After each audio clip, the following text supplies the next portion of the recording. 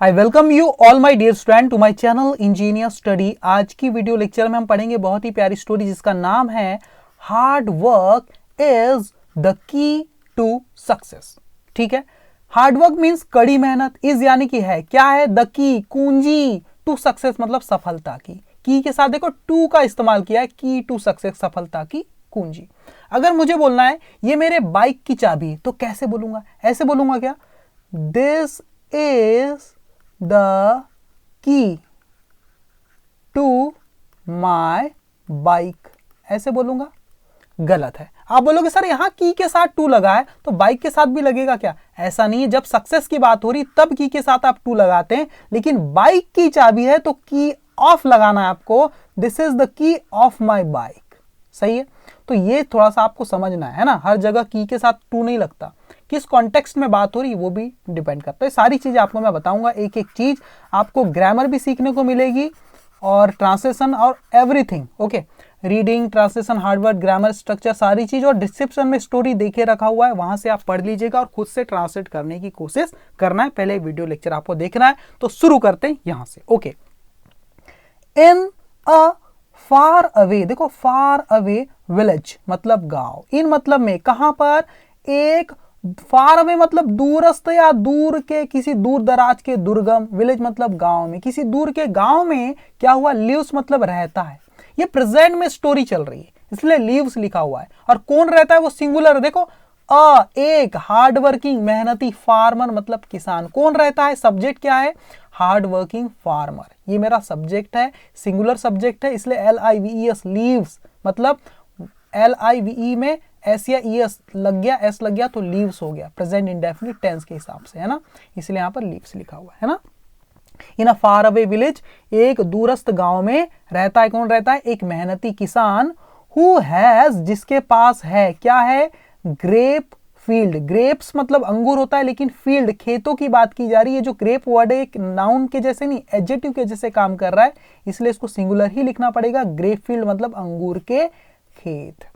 Who has जिसके पास क्या है, ग्रेप फील्ड मतलब अंगूर के खेत है, काफी सारे फील्ड्स। देखो, ईयर आफ्टर ईयर मतलब साल दर साल, मतलब हर एक साल बाद, हर एक साल, हर एक साल, है ना, ईयर आफ्टर ईयर, साल दर साल, हिज मतलब उसका, ग्रैपरी मतलब अंगूर का बगीचा, ग्रैपरी मतलब अंगूर के बगीचे को क्या बोलते हैं, ग्रैपरी। देखो नए नए वर्ड सीख रहे हो आप, है ना। साल दर साल उसका अंगूर का जो बगीचा है, गिव्स मतलब वो देता है, एक बगीचा है ग्रैपरी इसलिए गिव्स, SIS लग गया इसमें, गिव्स, है ना, देता है, क्या देता है, रिच हार्वेस्ट मतलब भरपूर फसल देता है, हार्वेस्ट मतलब फसल, हार्वेस्ट का मतलब होता है फसल को गहाना, काटना, है ना, खेती करते हैं जो आप फसल की को गहाते हैं, काटते हैं, वो भी होता है हार्वेस्ट का मतलब, और यहाँ पर फसल को भी आप हार्वेस्ट बोलते हो, ठीक है ना। ओके, तो क्या करता है, रिच हार्वेस्ट देता है मतलब भरपूर फसल देता है, अंगूर का जो ग्रैपरी है बगीचा, एंड और द फार्मर वो किसान, देखो पहले तो यहां पर लिखा था a farmer, a hard working farmer, क्योंकि पहली बार जिक्र हुआ था, और दोबारा हुआ तो द फार्मर लगा हुआ है, क्योंकि अब वो डेफिनेट है ना, मुझे भी पता है और आपको भी पता है किस फार्मर की बात हो रही है ना, इसीलिए। Okay, the end the farmer और वो किसान, बिकम्स मतलब बन जाता है, देखो बिकम्स बन जाता है, क्या बन जाता है, वेरी सक्सेसफुल बहुत सफल बन जाता है। ही हैज उसके हैं, उसके क्या है, 3 सन्स मतलब उसके पास 3 बेटे, मतलब उसके 3 बेटे, ही हैज 3 सन्स उसके 3 बेटे हैं, ठीक है। हु आर यंग जो है, यंग मतलब युवा, एंड और एनर्जेटिक मतलब ऊर्जावान, जो कि बहुत युवा है और एनर्जेटिक भी, ऊर्जावान भी है, बट लेकिन नेवर बॉदर, लेकिन कभी नहीं, बॉदर मतलब होता है परेशान होते, लेकिन वो कभी परेशान नहीं होते, टू वर्क मतलब काम करने के लिए, मतलब काम की ज्यादा परवाह नहीं करते, चिंता नहीं करते, काम को लेके कभी परेशान नहीं होते, ठीक है। ऐसा है उनके तीनों बेटे। As the farmer grows old, as मतलब चूंकि, द फार्मर वो किसान, ग्रोज मतलब हो जाता है, ग्रो यानी होना, ग्रोज हो जाता है ना, क्योंकि सिंगुलर सब्जेक्ट है इसलिए एस लग गया वर्ब में, ग्रोज हो जाता है, क्या हो जाता है, ओल्ड मतलब बूढ़ा, चूंकि किसान बूढ़ा हो जाता है इसलिए क्या होता है, ही बिगिंस वो शुरू कर देता है, क्या शुरू कर देता है, टू वरी मतलब चिंता करना, वरी मतलब चिंता करना होता है ना, ही बिगिंस टू वरी वो चिंता करना शुरू कर देता है, अबाउट के बारे में, किसके बारे में, हिज सन्स फ्यूचर अपने बेटों के भविष्य के बारे में वो चिंता करने लग जाता है। देखो अगर एक बेटे का फ्यूचर होता तो सन्स फ्यूचर ऐसा लिखता मैं, सन्स फ्यूचर। लेकिन ये एक से ज्यादा बेटों का भविष्य है तो आपको ऐसा लग रहा होगा सर ऐसा होना चाहिए ना, सन्स पूरा लिख दो फिर एपोस्ट्रोफ एस लगा दो फिर लगा दो फ्यूचर, ऐसा होना चाहिए। लेकिन ऐसा आप लिखोगे ना तो पढ़ने में दिक्कत होगी। देखो संसस हो जाएगा, संसस फ्यूचर। इसलिए जब भी ऐसा वर्ड जो ऑलरेडी एस पे खत्म होता है और उसमें एपोस्ट्रोफ एस लगाना हो तो एपोस्ट्रोफ ही लगाते हैं, एस को हम मिटा देते हैं। तो सन्स फ्यूचर ऐसा बनेगा। ये पढ़ते दोनों को, जिसको भी वैसे ही पढ़ोगे इसको भी ऐसे ही पढ़ोगे, सन्स फ्यूचर सन्स फ्यूचर। एक से ज्यादा बेटों का फ्यूचर इसलिए सन्स फ्यूचर, ठीक है ना। ओके, समझ गए। जैसे मुझे बोलना है, अभी समझ में आ जाएगा, राहुल की कार, तो कैसे बोलूंगा, राहुल पूरा लिख दिया और फिर एपोस्ट्रोफ एस लगाऊंगा की के सेंस के लिए, राहुल्स कार। ओके, अब एक लड़के का नाम है एंड्रोकल्स, क्या नाम है, एंड्रोकल्स। अब उसकी कार है तो एंड्रोकल्सस कार नहीं लिखूंगा मैं, एंड्रोकल्स। देखो नाम ही एस पे खत्म हो रहा है तो फिर से एस नहीं लगाते, सीधे एपोस्ट्रोफ लगाते हैं बस, फिर से एस नहीं लगाते। एंड्रोकल्स कार, एंड्रोकल्स कार मतलब एंड्रोकल की गाड़ी, कार, ये मतलब है। तो ये चीज को समझो। तो रूल क्या है, ऐसा कोई भी नाउन जो एस पे खत्म होता है उसमें जब एपोस्ट्रोफ एस लगाना हो तो खाली एपोस्ट्रोफ लगाते हैं, वो एस नहीं लिखते हैं। ये रूल है। क्यों? क्योंकि पढ़ने में भद्दा हो जाता है, अच्छा नहीं होता, वो पढ़ने में मजा नहीं आता उसको, ठीक है। हाँ, ओके। तो as the farmer grows old, क्योंकि जो किसान है वो बूढ़ा हो जाता है क्या, बूढ़ा हो जाता है, ही बिगिंस टू वरी, वो चिंता करने लगता है अबाउट हिज सन्स फ्यूचर, के बारे में, अपने बेटों के फ्यूचर के भविष्य के बारे में चिंता करना शुरू कर देता है। देन, और फिर ही फॉल्स, वो पड़ जाता है, वेरी इल, बहुत बीमार, वो बहुत बीमार पड़ जाता है। कोई बीमार पड़ता है तो क्या बोलते हैं, फॉल इल, है ना। अगर मैं बोलूं मैं बीमार पड़ गया, कल मैं बीमार पड़ गया था, तो मैं कैसे बोलूंगा, आई फेल लिखना पड़ेगा, आई फेल इल यस्टरडे, है ना। तो ये पास्ट फॉर्म आ जाएगी, फेल आ जाएगा, लेकिन प्रेजेंट में स्टोरी चल रही है इसलिए फॉल्स लिखा है। देन ही फॉल्स, और वह क्या हो जाता है, फिर वह क्या पड़ जाता है, बीमार पड़ जाता है, बहुत बीमार। एंड रियलाइजेस, और महसूस करता है, देखो रियलाइजेस, ही लिखा हुआ है ना, वो महसूस करता है, क्या क्या महसूस करता है, दैट की। अब दैट आप लिख भी सकते हो, नहीं भी लिख सकते, एडवांस इंग्लिश में की के सेंस के लिए दैट नहीं लगाते हैं, आप चाहो तो लगा सकते हो, वो सेंस ऐसे ही निकल जाता है। और महसूस करता है क्या, हिज डेथ, की उसकी जो मौत है, इज अप्रोचिंग, वो आ रही है, पास आ रही है। अप्रोच का मतलब क्या होता है, पास आना, करीब में आना, पास को यहां लिखना था एक्चुअली, ओके, है ना। His death is fast approaching, fast का मतलब होता है तेजी से, उसकी मौत तेजी से करीब आ रही है।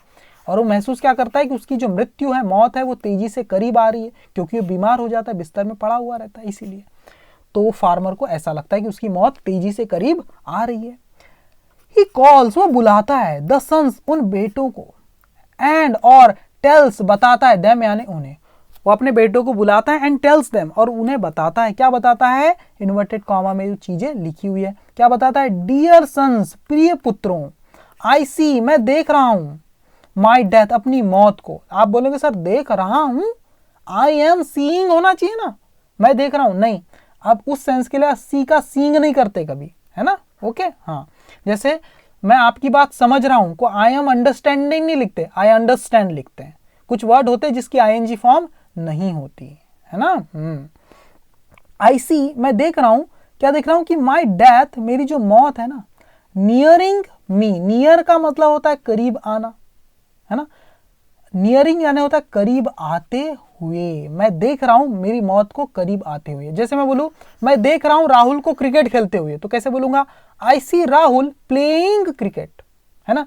मैं तुम्हें देख रहा हूं पढ़ाई करते हुए, आई सी यू स्टडिंग। वैसे ही आई सी, मैं देख रहा हूं, माई डेथ, अपनी मौत को, नियरिंग मतलब करीब आते हुए, मी मतलब मेरे, मैं अपनी मौत को मेरे करीब आते हुए देख रहा हूं, ऐसा वो कहते हैं अपने बच्चों को, प्रिय पुत्रों, मैं देख रहा हूं अपनी मौत को करीब आते हुए, लेकिन बट मतलब लेकिन, बिफोर, इससे पहले की, बिफोर मतलब इससे पहले की, आई बिड, मैं कहूं, गुड बाय मतलब अलविदा, इससे पहले कि मैं अलविदा कहूं, बिड मतलब कहना, अलविदा कहते हैं तो बिड गुड बाय लिखते हैं ना।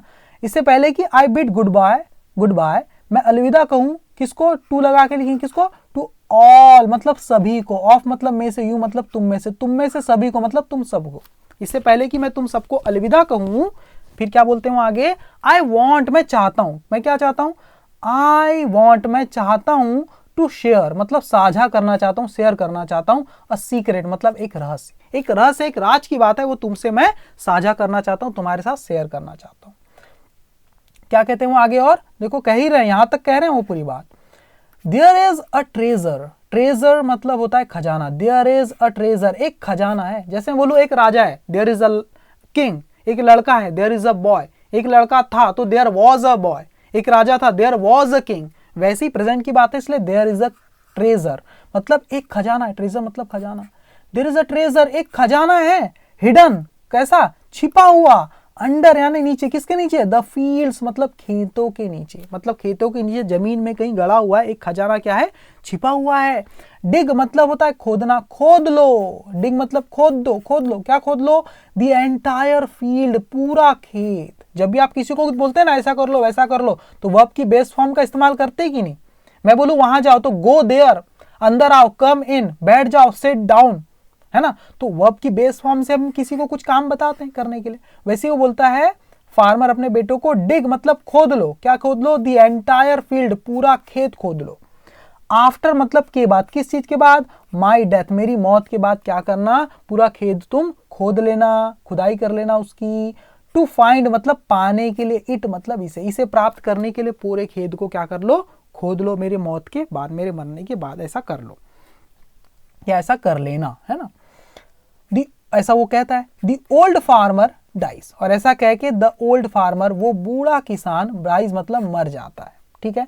एंड और हिज सन्स उसके बेटे, परफॉर्म्स मतलब निभाते हैं, द लास्ट राइट्स मतलब अंतिम, राइट्स का मतलब होता है धार्मिक क्रियाकलाप, धार्मिक कृत्य, है ना। मौत के बाद जो मिट्टी में लगा, जो आग लगाते हैं या मिट्टी में गड़ाते हैं या जो भी पूजा पाठ वो सब चीजें करते हैं उसको बोलते हैं right.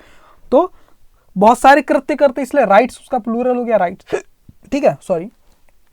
The old farmer dies वो बूढ़ा किसान मर जाता है, एंड हिज सन्स उसके बेटे परफॉर्म्स मतलब निभाते हैं, क्या निभाते हैं, द लास्ट राइट्स मतलब अंतिम धार्मिक कृत्यों को वो निभाते हैं, पूरा करते हैं। द सन्स वे पुत्र, बिगिन मतलब शुरू करते हैं। देखो एक से ज्यादा लोग शुरू कर रहे हैं इसलिए बिगिन्स नहीं लिखा हुआ है, देखो बिगिन लिखा है, क्यों, क्योंकि सन्स लिखा है ना, प्लूरल सब्जेक्ट, इसलिए वर्ब में ऐसे ही नहीं आएगा, है ना। यही तो रूल है प्रेजेंट इंडेफिनिट टेंस का। दिस सन्स वे पुत्र, बिगिन मतलब शुरू करते हैं, क्या, टू डिग खोदना शुरू करते हैं, फॉर किस चीज के लिए, द ट्रेजर उस खजाने के लिए खुदाई शुरू कर देते हैं। विदाउट लीविंग बिना छोड़े, लीविंग मतलब छोड़े, बिना छोड़े, एनी पार्ट कोई भी हिस्सा, ऑफ द फील्ड, सॉरी क्या हो गया, हाँ, any part of the field मतलब उस खेत का कोई भी हिस्सा बिना छोड़े वो खुदाई चालू कर देते हैं। बट लेकिन फाइंड पाते हैं, क्या पाते हैं, नथिंग मतलब कुछ भी नहीं, लेकिन कुछ भी नहीं मिलता उन्हें, बट फाइंड नथिंग लेकिन उन्हें कुछ भी नहीं मिलता, वो कुछ भी नहीं प्राप्त कर पाते। हावेवर हालांकि देयर डिगिंग उनका जो खोदना है, उनकी जो खुदाई है, डिगिंग ऑफ मतलब कि किस चीज की, द फील्ड उस खेत की जो खुदाई थी उनकी, लीड्स मतलब वो दिलाती उन्हें, क्या दिलाती है, टू के साथ, अ हेल्दी क्रॉप एक स्वस्थ फसल दिलाती उनको, क्योंकि खुदाई का काम इस बहाने हो जाता है तो एक अच्छी फसल उन्हें मिलती है ना। एंड रिजल्ट्स और परिणाम देती, रिजल्ट का मतलब परिणाम या किसी को परिणाम देना, एंड रिजल्ट्स परिणाम देती, रिजल्ट्स इन के साथ, रिजल्ट्स इन ह्यूज अर्निंग भारी कमाई के रूप में। और उनकी जो खुदाई थी, जो डिगिंग है ऑफ द फील्ड उस खेत की, leads to a healthy crop वो उन्हें अच्छी फसल दिलाती, and results in huge earnings और परिणाम देती उन्हें ह्यूज अर्निंग मतलब भारी कमाई के रूप में उन्हें एक रिजल्ट देती, अच्छा परिणाम उन्हें देती है। दीज अर्निंग्स ये जो कमाई थी ना उनकी, make the sons realise, make realise का मतलब होता है एहसास दिलाना, है ना। किसको एहसास, द सन्स मतलब पुत्रों को। दीज अर्निंग्स ये जो कमाई थी, मेक द सन्स रियलाइज मतलब पुत्रों को एहसास दिलाती, उन बेटों को एहसास दिलाती है, व्हाट मतलब जो, देयर फादर उनके पिता ने, मींट मतलब कहना चाहते थे, मींट मतलब कहना चाहते थे, देखो मीन की पास्ट फॉर्म है मींट, है ना, जो उनके पिताजी कहना चाहते हैं तो उस बात का ये कमाई एहसास दिला देती है ना। जो सोना गड़ा हुआ तो मिट्टी में इस तरह से गड़ा हुआ था, कहने का मतलब खुदाई करो, मेहनत करो और मिट्टी से ही सोना उगाओ फसल के रूप में, ये उनके पिताजी का कहना था। तो देखो किसी से आप कुछ करवाते हैं ना, जैसे उसने मुझसे कमरा साफ करवाया, तो मैं कैसे बोलूंगा, ही करवाया, तो पास्ट बोला ना, made me clean the room.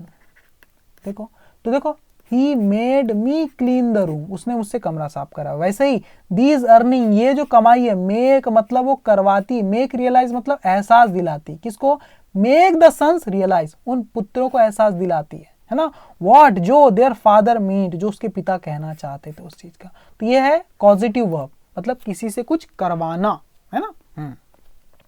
तो कैसी लगी आपको स्टोरी, और इससे हमें सीख क्या मिलती है आगे है क्या, हाँ मोरल, इससे शिक्षा में क्या मिलती है, देखो, hard work always page of. Hard work मतलब कड़ी मेहनत, ऑलवेज मतलब हमेशा, पेज ऑफ मतलब फल देती है, पे ऑफ मतलब आपको पे कर देती है ना, आपको फल देती है। अगर आपने कड़ी मेहनत की है तो वो कड़ी मेहनत आपको पे कर देती है, आपको फल दे देती है, ऑलवेज पेज ऑफ, है ना।